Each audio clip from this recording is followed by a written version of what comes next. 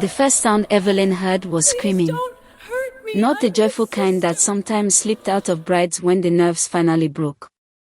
This scream was sharp, raw, the kind that scraped the walls and refused to settle. It cut through the hum of the wedding hall like a blade. Evelyn stood behind the tall double doors, her fingers curled into the satin of her simple ivory shawl. She was not wearing her wedding gown yet. She had decided, at the last minute, to walk into the hall dressed plainly, to breathe, to feel like herself before becoming someone's wife. The scream came again. A woman's voice. Pain. Confusion. Evelyn's heart began to race. "What is happening out there?" she asked softly. No one answered. Her maid of honor, Clara, stood frozen near the mirror, her face pale, lips parted. The wedding coordinator rushed past the door, heels clicking too fast, muttering something Evelyn could not hear. Then the music stopped. That was when Evelyn knew something was terribly wrong. 3 hours earlier, the morning had begun with promise. Sunlight filtered through the hotel curtains, pale and forgiving.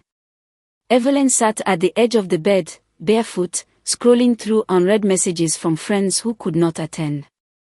Her phone buzzed again. Mama calling. She hesitated, then answered.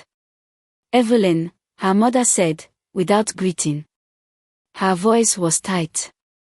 Yes, Mama. Where is Adrian? At home, I think. Why? There was a pause. The kind that carries weight. I just saw him, her mother said. At the airport. Evelyn frowned. The airport? Yes. He was picking up a woman. Evelyn laughed lightly. Mama, maybe you mistook him for someone else. I did not, her mother snapped.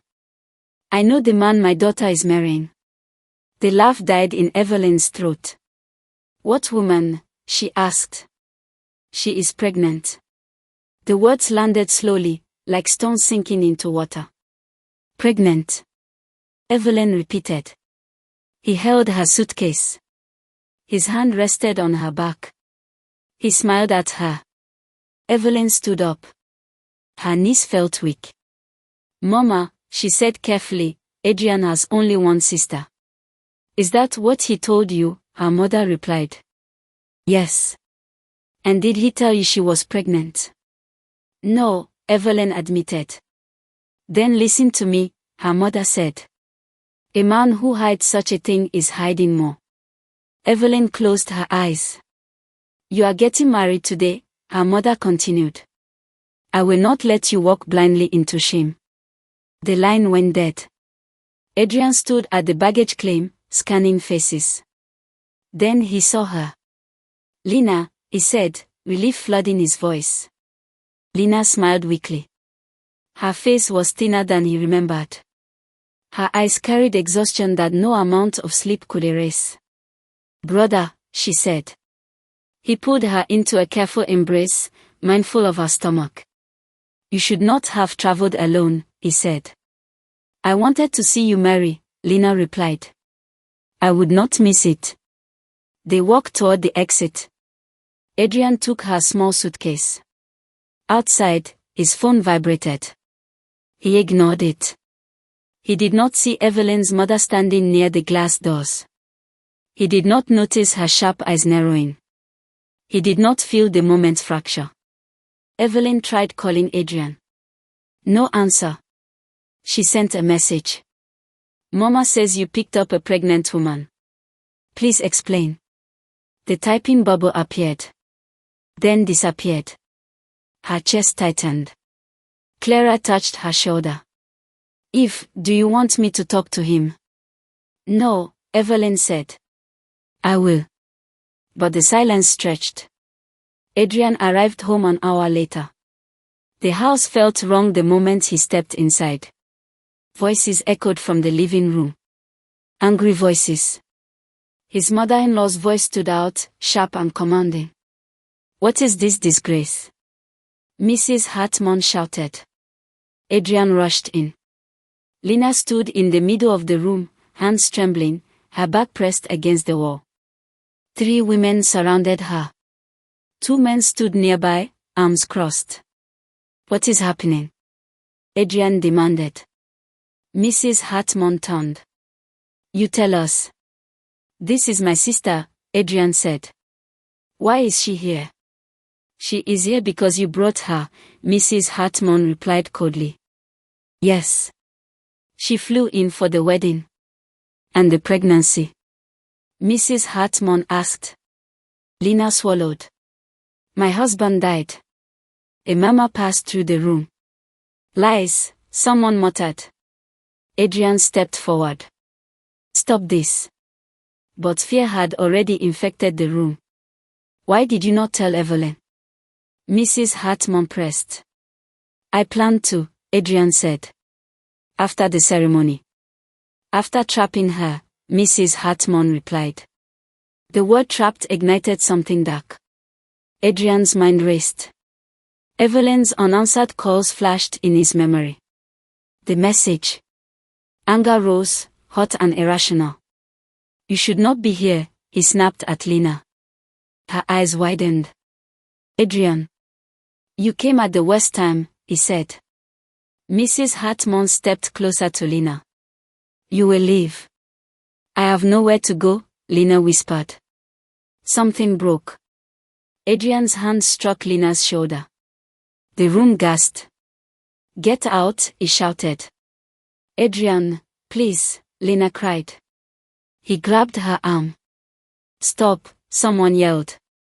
But the damage was done. By the time they reached the wedding hall, chaos had taken shape. Guests whispered as the doors flew open. Heads turned. Cameras rose. Lena stumbled forward, pushed by hands she did not recognize. Her dress tore. Her scream filled the hall. Evelyn heard it. She stepped out just as Lena collapsed to her knees. Blood stained the marble floor. "Oh my God," someone whispered. Evelyn froze. She looked at the woman on the floor. Pregnant. Bruised. Crying. She looked at Adrian, his face twisted with rage and confusion. She looked at her mother. "Who is she?" Evelyn asked. Mrs. Hartman said nothing. Lena lifted her head. Their eyes met. "She is your sister," Lena whispered. The truth crashed through the room. Evelyn's breath left her lungs.